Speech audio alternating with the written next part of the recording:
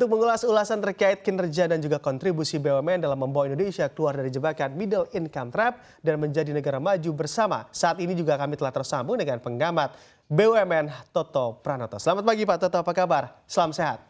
Selamat pagi, Bram. Salam sehat.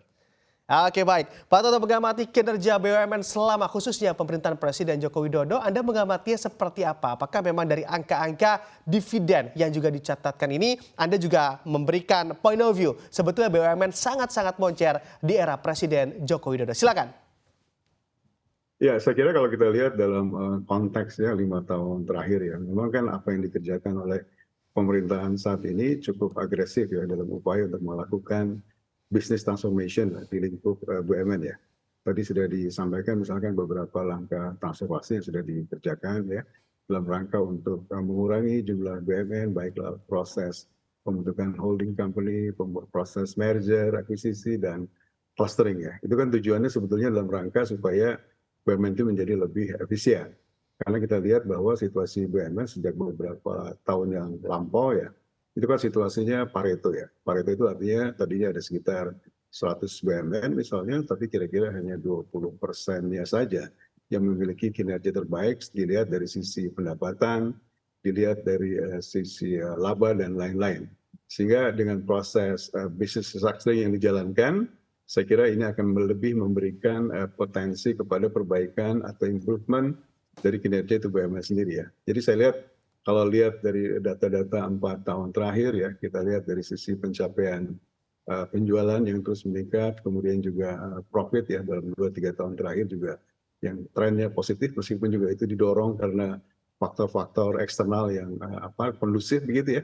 Tapi dalam konteks kemudian financial position BUMN ke depan kelihatannya lebih bagus. Jadi saya kira beberapa langkah restructuring yang sudah dijalankan saya kira menghasilkan posisi yang lebih baik bagi kinerja BUMN, meskipun juga masih ada catatan-catatan bahwa memang dalam konteks pengelolaan BUMN ini masih ada beberapa hal yang perlu ditekankan untuk diperbaiki lagi ke depannya ya, misalnya kaitan dengan soal perbaikan dari segi kualitas good corporate governance yang harus ditingkatkan ya, kemudian juga kedua bagaimana kita bisa mendorong lebih banyak global, saya kira ini menjadi salah satu PR ke depan yang harus juga dilakukan untuk perbaikan potensi BUMN yang lebih baik ke depan. Saya kira dua hal itu yang saya kira perlu dicermati ya dari posisi kinerja BUMN di era pemerintahan Pak Jokowi saat ini.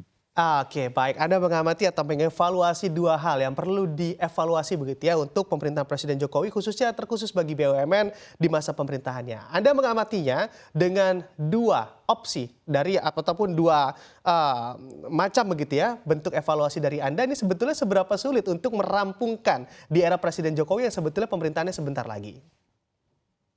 Ya, saya kira upaya-upaya dalam kerangka untuk perbaikan kualitas good governance, good corporate governance kan sudah dilakukan ya. Misalnya upaya dari Menteri Erick Thohir sekarang untuk mencoba melakukan upaya-upaya perbaikan di mana kemudian sisi hukumnya menjadi lebih jelas, kerjasama dengan berbagai macam institusi ya, seperti Kejaksaan Agung, KPK itu juga lebih jelas. Saya kira kalau itu dibawa dengan lebih transparan, saya kira kepercayaan masyarakat, publik kepada upaya perbaikan good corporate governance ini akan mendapatkan dukungan begitu ya. Nah kemudian kedua juga pada saat kemudian proses untuk bisa membawa BUMN itu menjadi salah satu global players ini saya kira menjadi hal penting yang harus dikerjakan. Jadi langkah misalnya beberapa saat lalu Kementerian BUMN sudah melakukan inisiasi membuka Indonesia Incorporated Office ya di salah satu negara di Asia, itu juga bisa menjadi model awal bagaimana kemudian secara bersama-sama BUMN itu kemudian bisa membuat trading office di overseas yang bisa membuat upaya penetrasi ke pasar regional atau pasar global juga bisa lebih baik ya. Saya kira upaya-upaya semacam ini yang harus terus digalakkan ke depannya. Oke, baik. Tadi di awal Pak Toto Anda menyebutkan terkait transformasi yang dilakukan oleh BUMN. Khususnya Anda kita lihat ada klasterisasi dan juga perampingan. Apakah memang kedua hal ini juga menjadi efektif sehingga dividen yang mampu dicapai oleh BUMN ini juga menjadi maksimal? Silakan.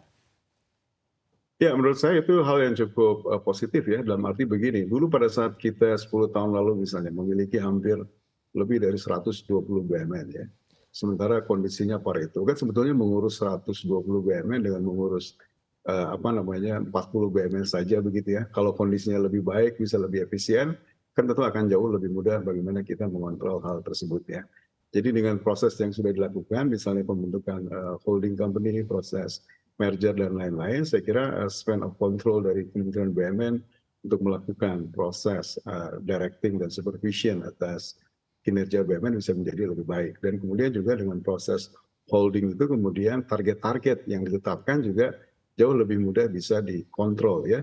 Dan kemudian pembagian tugas di antara induk dan anak juga bisa menjadi lebih baik. Jadi saya kira hal ini bisa memberikan dampak positif. Demikian juga upaya misalnya melakukan merger ya, terutama untuk perusahaan-perusahaan BUMN dalam line of business yang sejenis, itu juga saya kira cukup bagus ya, itu sudah dikerjakan misalnya untuk Pelindo misalnya, dan saya kira setelah hasil merger tadi, performance mereka juga bisa menjadi lebih baik. Jadi saya kira langkah-langkah business transformation yang sudah dikerjakan dengan berbagai upaya tadi memberikan hasil yang relatif menjadi lebih baik bagi performance BUMN ke depan saya kira.